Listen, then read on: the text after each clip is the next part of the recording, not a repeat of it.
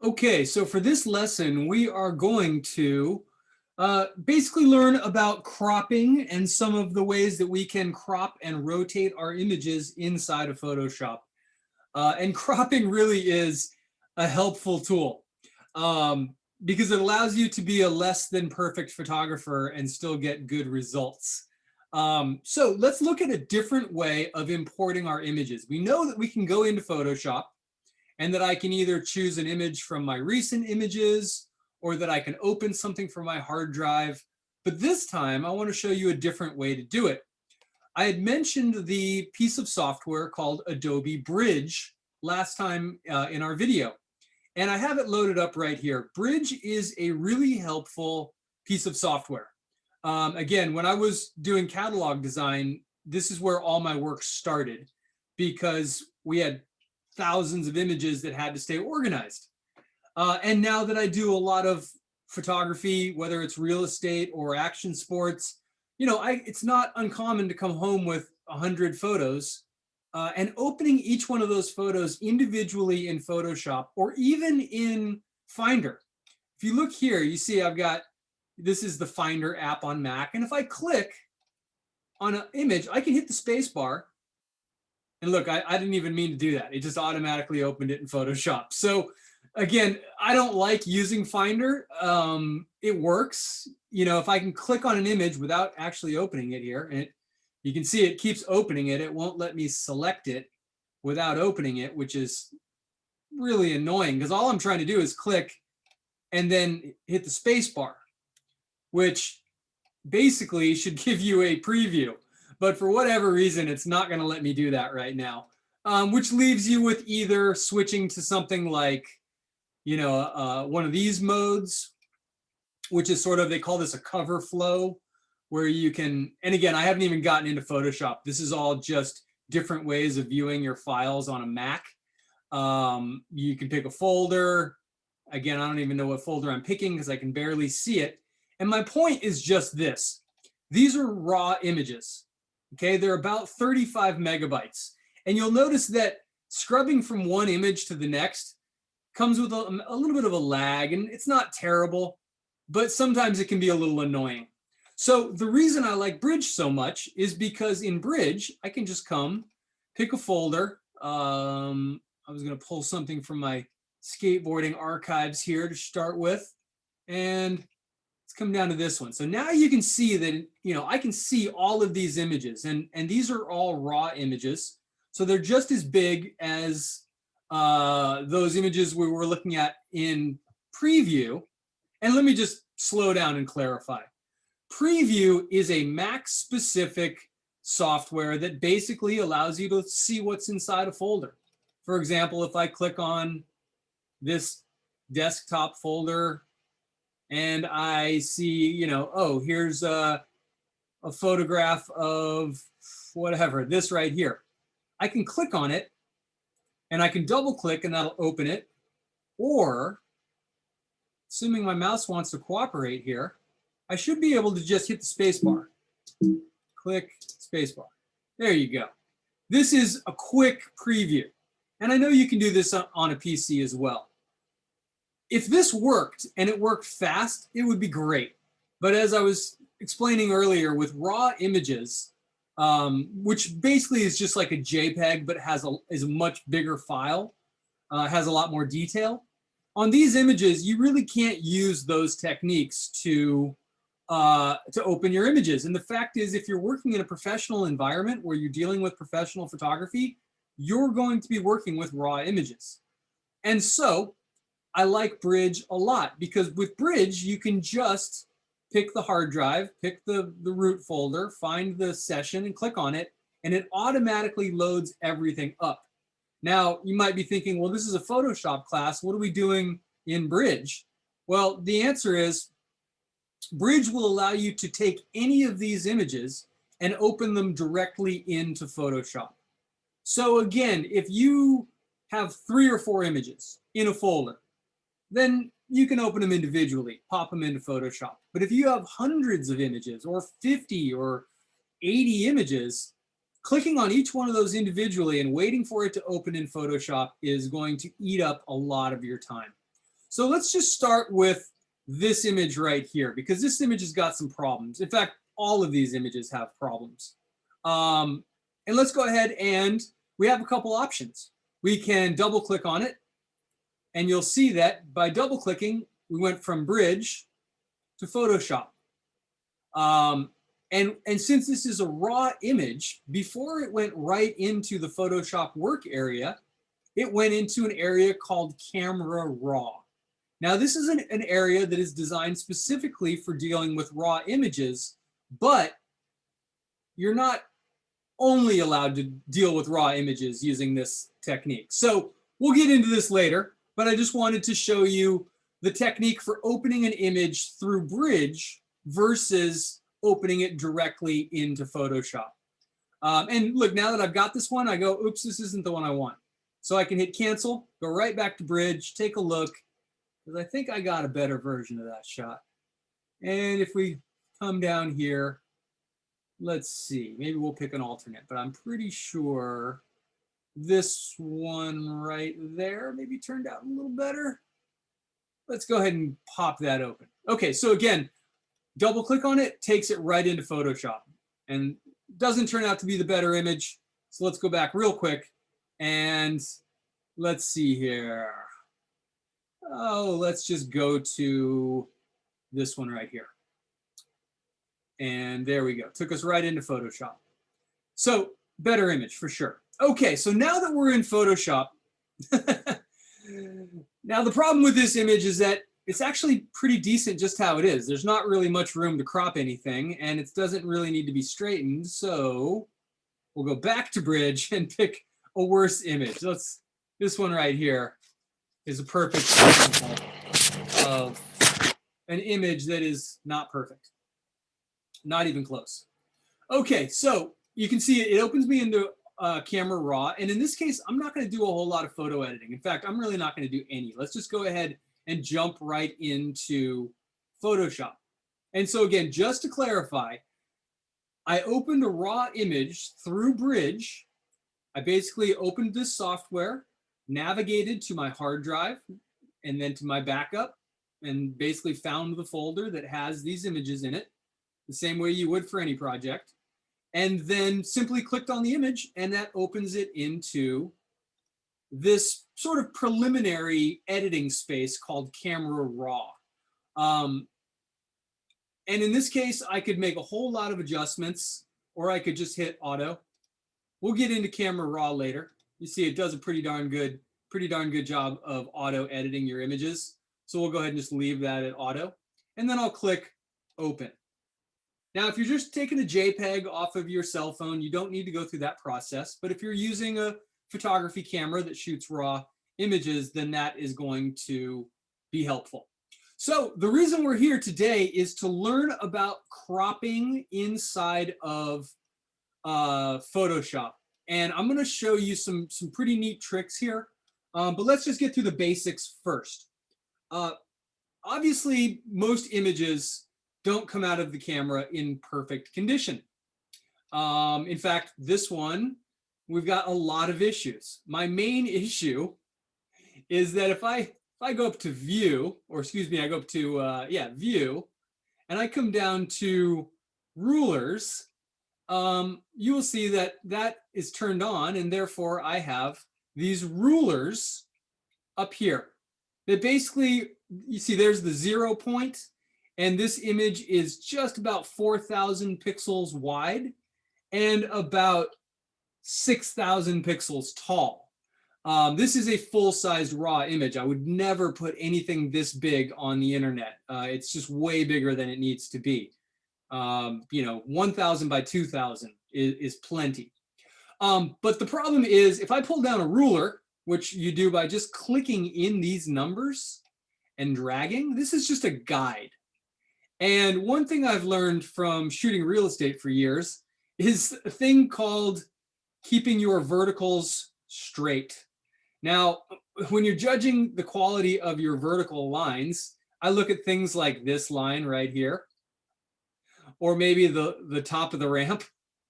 And the fact is, this ramp doesn't slope in this direction. and this vertical line does not tilt in this direction.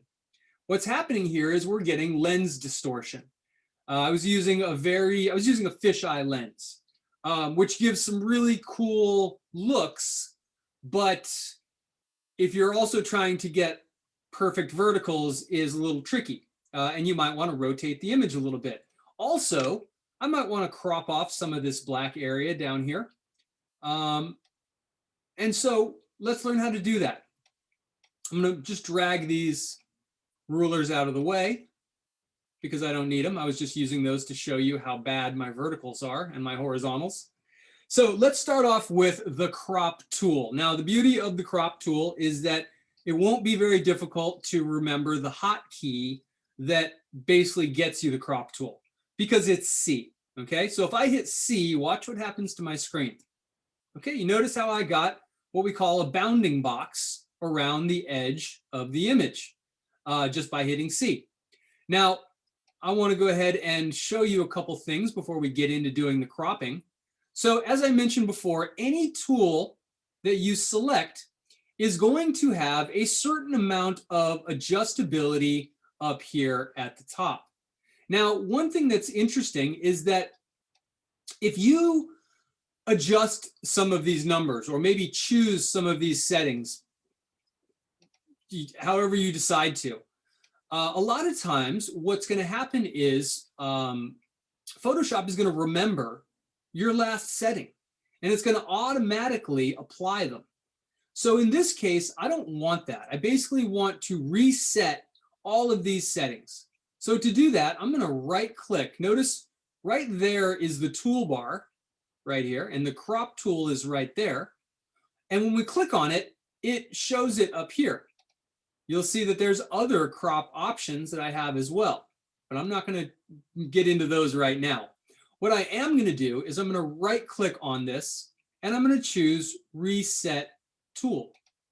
And by doing that, it's going to give me some additional, it's going to basically clear anything that I was having issues with before.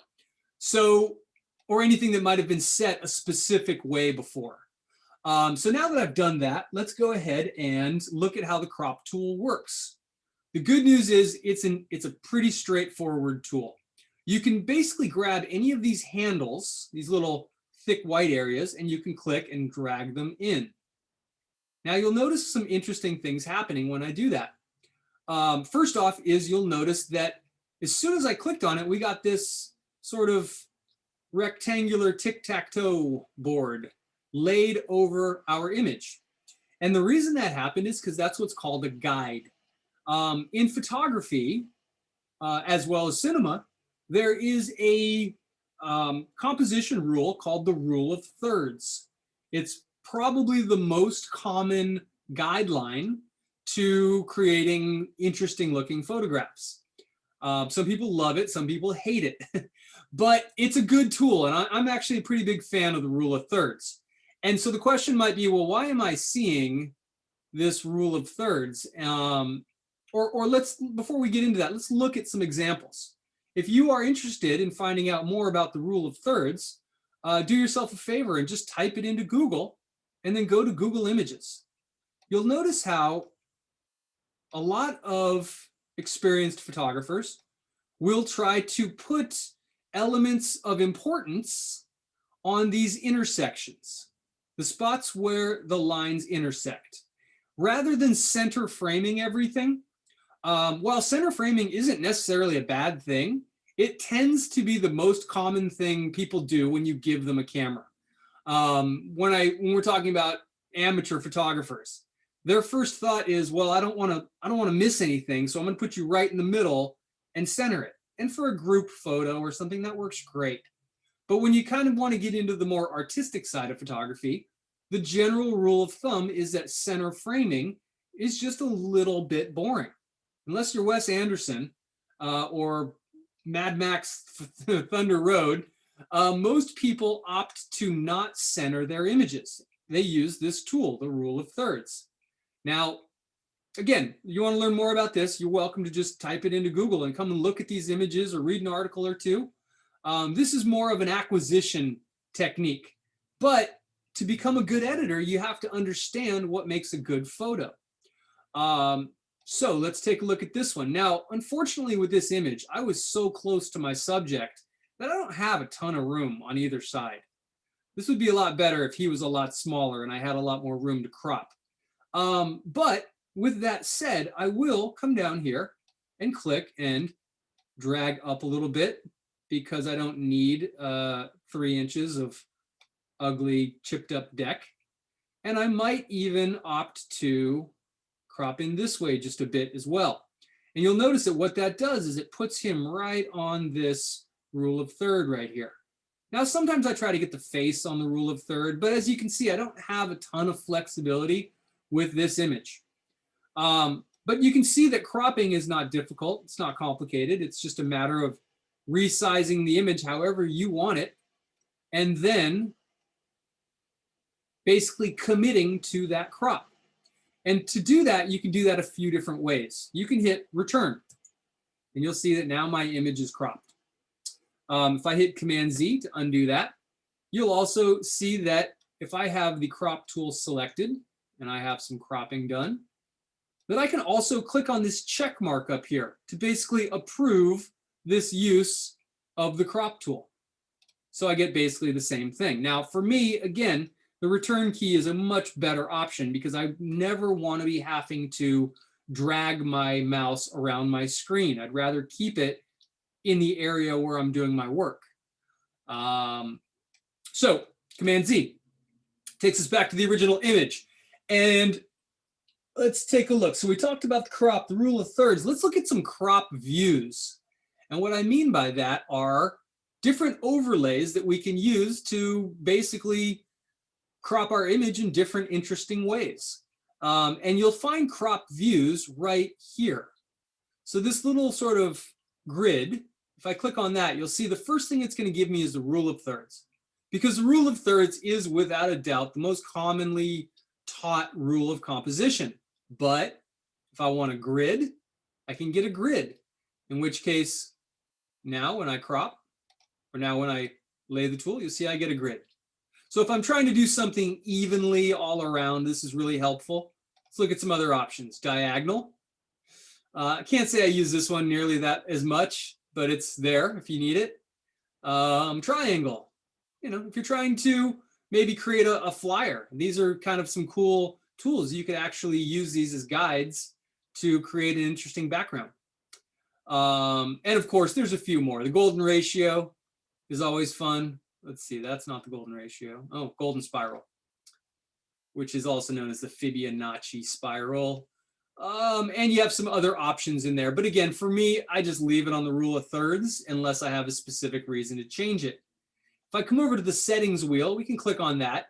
And again, there's some options like use classic mode, which I wouldn't recommend unless you're a longtime Photoshop user and you just don't want to learn the new way to do it. Show cropped area, that's important. So again, nothing I'm really going to mess with in here. Let's look at some other options though. First, well, let's talk about this tool actually, because there are some hotkeys that will allow you to modify the way this tool works. And the first one is holding down the Alt or the Option key while you drag. Now notice if I hold down nothing and I drag, it basically drags from wherever I'm pulling. And it's not constraining. It's just sort of doing whatever it wants to do, however I drag it. Now I use a roller ball mouse. So my ability to drag a perfect straight line is it's pretty slim. And I think that most people fail when they try to create straight lines using a mouse. And that's why there's some tools that will help. If I hold down the Option key, watch what happens here. I'm gonna hold down Option, again, Alt on a PC. And if I drag in, look at what happens. It's dragging evenly from both sides, which is nice. Can be convenient. Same thing up here. So if I know I want to take a little off the top and a little off the bottom, and then I can still move the image within that box, which is nice. Because for me, that's a pretty decent looking crop right there. Again, I like to maybe go a hair taller, maybe see a little less of that coping. So those are all tools. Now, if I did want to constrain my view, let me show you what I mean by that. First off, to clear the crop tool, let's say I'm here and I go, nah, it's just not going to work. Okay, I have two options to get rid of the crop tool. I can click on this null sign, or the way I would prefer you do it is just to hit the escape key. Escape helps in a lot of situations in Photoshop to basically unselect things. Escape or Command D in certain situations, Command D select. But I also want to show you if I hold down the Shift key and I click on here, now when I come in, now notice how I'm not wiggly. It's moving evenly from the top and the side. That is because the Shift key is constraining my movement, meaning it's moving equally from the side and from the bottom as I drag up here. So I'm holding down the Shift key. Now that can be really important sometimes. Maybe not as much in cropping, but in rotating that can be helpful. All right, moving right along. If you get in here and you start cropping and you go, oh no, I messed up. And then you go, well, I can always Command Z. Well, and then you go, oh, I messed up again. Okay, you can always go File, Revert, right there. Okay, and what that does is it takes you back to your original image, the unedited image. In fact, it might even take away the camera raw editing. In fact, it looks like it did, although I'm not sure. Let's take a look. We'll pop into camera raw real quick. We'll hit auto. Yep, it did not take away the camera raw modification. Okay, so here I am. I'm back to my image. Now, let's go ahead and take a look at the layer before we get into doing our cropping. Because there's some interesting things. And actually, before we do that, let's come up to here, because I want to show you this delete cropped pixels. This is an interesting button, and I honestly can't say I use it in my workflow a lot, but it might suit you for yours. Right now, if I crop and I hit the check mark, essentially everything else is gone. All those pixels that I just sort of deselected as I selected these ones disappeared. They have been removed. If I grab the image and slide it over, we won't see those pixels. So let me show you that. But there's a little bit of a problem. Okay, I can't grab this image and slide it over. And it's not because I did anything wrong or there's anything weird about this image. One thing that is just the way it is in Photoshop is that when you only have one layer, when you import an image, the bottom layer is labeled as what we call the background layer. If I duplicated this by right-clicking and choosing Duplicate Image, click OK. Notice it gave it the same title, but you don't see this little lock on the second layer. So essentially what we have right now is two versions of this image sitting right on top of each other. And if I hit the V key and I click and drag, you can see that I can drag the top one, but if I try to drag the bottom one, it won't let me, even if I come over here and select it. And the reason it won't let me is because it is the background layer. Now, that's not a problem at all. Essentially, all I need to do to make this not be the background layer or to make it not be locked is double click on it. And it says, you want to call it a new layer? Sure. Call it Moto, because that's the name of my buddy riding a skateboard here. So now we just have one layer. It's no longer locked. It's no longer, quote, the background layer. And you'll notice that I can now drag it and move it. And you'll notice that the pixels that we removed are not sort of filling in that empty area. And that is because, if we go to the crop tool here, delete cropped pixels was selected. Let me just show you what would have happened if we left that off. So I'll go File, Revert, give it a second here. And this time, let's go ahead and turn that off. And then let's crop some pixels here. and let's hit return. And now, since we've unlocked our background layer, I can click on this and I can drag it. And notice how those pixels are still there. Now, like I said, I don't think I've ever used that, but it's there if you want it. You know, it is an option. So I'm gonna hit Command Z. I'm gonna go back to the crop tool. I'm gonna turn that back on. And let's see what else do we need to talk about while we are here.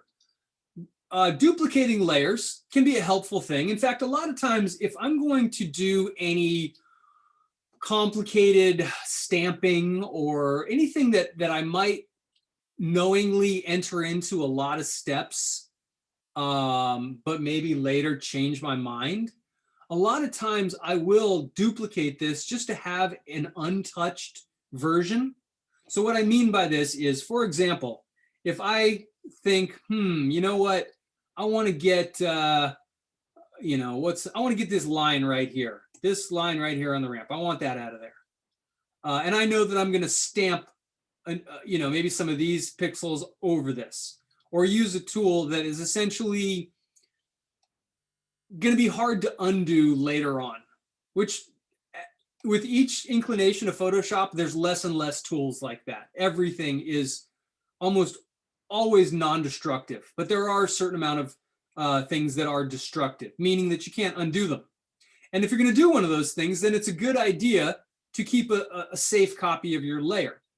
So for this layer, I'll just right click on it, choose duplicate, or as you know me, I prefer key commands. So to duplicate a layer, it is Command or Control on a PC, Command J. Okay, it's much faster than right clicking and selecting it. So now I have two versions. And what I'm doing right here, these are eyeballs. And all they do is toggle on or off visibility.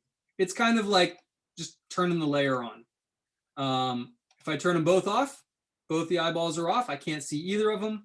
I can turn on the top layer, turn it off, turn on the bottom layer. Again, they're exactly the same, but the point is this eyeball is really helpful. So, you know, what I would do is I would just turn off the bottom layer, not worry about it, knowing that I've got a copy here.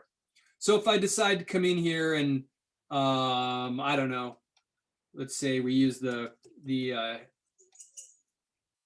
stamp tool, cover that up, does a nice job of blending it in. You know, maybe I come up here and I do a bunch of little knick-knacky stuff, and then I send this to the client and they go, oh, we really liked the, you know, chipped up paint. It fits our style. Well, rather than having to hit Command Z 20 times, which I could do, or I could just hit revert, or I could just, you know, have an untouched layer. These are all different ways of going about doing your work, and it's absolutely up to you to decide what works best.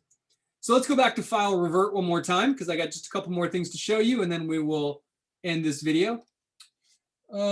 So let's see. There we go. Okay, so you saw that using the crop tool is a really pretty basic and easy thing to do. And I recommend that you do it. But there are other ways to crop.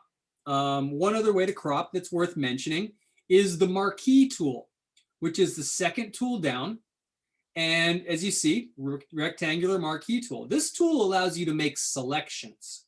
So let's say I came down here and did something like this. Notice how, even though I had the marquee tool selected, as soon as I selected it and let go, it switched it to a crop. Let's try that one more time. Switch to the marquee tool, drag out a box, and now notice how this time it didn't do that. And that's because I had the crop tool selected when I did that. Let me show you that process one more time. So if I have the crop tool selected, I can, of course, you know, drag the bars, change the boundaries however I want, or with the crop tool selected, if I select the marquee tool, that's weird. Anyways, it's not doing it now, oddly enough. But here, the point is this, and this is the point I was trying to make, is that the marquee tool allows you to select your image. And if I hit delete now, excuse me, if I hit return, actually, I'm sorry, if I hit file, crop, edit, crop, I got a lot of Photoshop information in my brain, and sometimes it takes me a second to find the right layer. Now, here, the reason that it took me 3 tries to find this is because I never do it this way, but because it's a longer process, obviously. But if you want to just select something and then just crop that, like maybe I just select his face because somebody needs a thumbnail, I choose image, crop. It's essentially going to reduce the entire size of my document down to that selection. Selections are part of what makes Photoshop so much fun to work in and what make it great to work with. So we'll talk a lot about different types of selections throughout the course of this class. But the first and most basic is probably the marquee tool. So again, if I was looking to just come in and say, you know, that's all I want, I can do that. I can go to image, hit crop, and that will also crop my image. But again, I prefer to use I'm hitting Command D to deselect that selection. Command D makes it go away. I wonder if Escape does too. Escape does not, but Command D or Control D if you're on a PC. So really, it boils down to the crop tool or the selection tool. Now, I want to show you one more really cool thing about the crop tool. The crop tool, people think they hear the name crop tool and they go, oh yeah, it's going to crop off pixels. And they're right. But one of the things I really like about the crop tool is that not only does it shrink your work area, you can also use it to expand your work area. Look at that. So now if I hit return, now I've essentially doubled this. And if I wanted to, I don't know, grab another image and put 2 images in there, I could. And the reason I like this is because when I'm doing layout work, let's say I start with this photograph and they say, hey, we want an 8x10. Great, you know, that works. And then they call me up and they say, actually, let's switch it into a wide image. Well, it's really easy to, you know, essentially create any amount of space you would need. So if I'm working with a client and they have logos or information and then want a photo of the athlete, it's easy. So again, it's just one of those things that people forget and don't think about. Because there's nothing worse than running out of space in your image and then going, man, I wish I had just a few more pixels to work with, or maybe a whole nother page. The crop tool will also expand your image. Okay. So if you want to build an image where you've got maybe 3 things, maybe you're doing I see people do this in Photoshop, in Instagram all the time, where they take 3 images and they create 1 out of them. Well, this can make that process a lot easier. And again, hit return and you've got an image. Let's look at 1 or 2 more things before we finish here. So we know that we can revert the file by going File, Revert, takes us back to our initial image. We know that we can duplicate layers by hitting Command J. That right there might be one of the most commonly used Photoshop commands.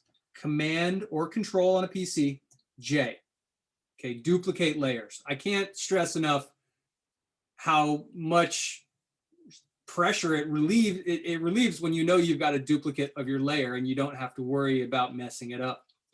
And again, like now I've got my layer and I also have that locked background layer. So I could just turn that off so I'm not seeing it and just know that I've got a locked layer of this image that if I screw this up, I can always go back to the background image. Or if I don't want to duplicate the layer, I can just double click on the background layer and unlock it. These are just like the core fundamental things that you need to wrap your head around when using Photoshop. So let's see. Let's talk a little bit about ratio, because sometimes you might be working in a format like, I don't know, television, video. We have this little ratio option up here. And if I look at some options here, I can go down to 1:1, which will give me a square ratio. And notice what happens. I get the box that basically says, put the image somewhere in here and you'll get a square. Well, unfortunately, my image doesn't really fit in the box. There's ways I could make it, but for now, let's just pick a different ratio. Maybe I need a 8:10, which is kind of like standard def television. No, actually it's not. I thought it was wide. Again, it's just sort of a Instagram friendly crop right there. That looks a lot like what you see on Instagram. And for this image, it actually works really well, even though this image still needs a lot of attention. Let's look at a couple other ones real quick. Now, these are ones I use a lot: 1280 by 7 or 1280 by 800, 16:9. That's a television standard. So if you're doing any kind of video, maybe you're making a thumbnail for your YouTube video, this might be the one you want to use. They're just options. So it's nice to know you've got those. And look, it's telling you that my width is 16 units of width to 9 units of height. Now, those could be anything. Those could be pixels. They could be inches. And what else? I believe that we've pretty much covered all the important stuff. Now I just want to show you what I would do to this image.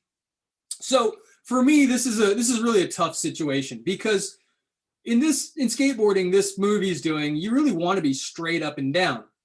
But as a photographer, this lens distortion is killing me. And unfortunately, I can't take the lens distortion off because it'll pinch my skater here. So what I need to do is use the crop tool. I'm going to set it back to, I'm going to actually hit clear because I don't want to use that. I'll hit escape. Let's try it one more time. And there we go. So what I like to do is this. I'll bring down one of these rulers, and I usually like to try to get it as straight as I can. Okay. Now, in this situation, notice that I might not be able to get the crop I want. Look, if I wanted to get that arm on the rule of thirds, I could, but I don't have a lot of information here. There's definitely an image that I could squeeze out of this. But for me, I'm not okay with accepting that I can't use this. And what I mean by that is, one of the things that Photoshop does really well is stamping in areas. So let's just see if this works.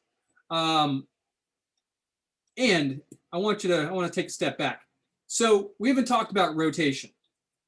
In my head, I want this line to line up with the vertical line, and I want the top of the ramp or any one of these seams to line up with this horizontal line. So to rotate in Photoshop, essentially enable the crop tool, and notice that when I put my mouse up in the corner and click, I can rotate the image. Now, if I'm doing this by eye, or if I'm using those rulers as guides, that's perfectly fine. But in some cases, you're going to want to know specific degrees.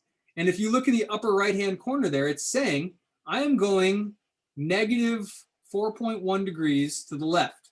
Negative just means you're going counterclockwise. If I go clockwise, it's positive. Okay, so rotating is not a terribly difficult thing to do. In fact, it's pretty darn easy. Everything about the crop tool is pretty darn easy. So that's really all you need to know.